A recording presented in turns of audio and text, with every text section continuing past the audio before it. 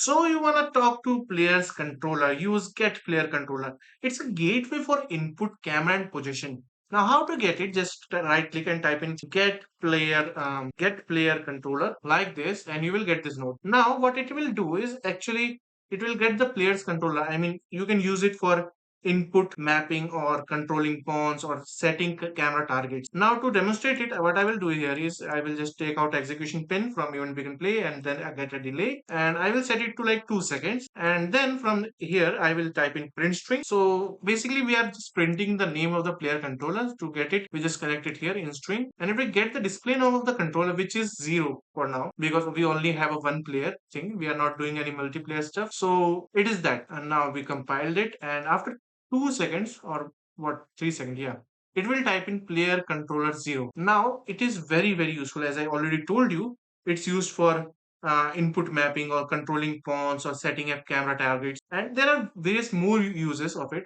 which we will show you in future tutorials, but for now this is it. And hey, if you like seeing these nodes in action, check out the game I'm building, Reborn the Evil Being. It's all blueprint under the hood, and the demo is free to play on Steam.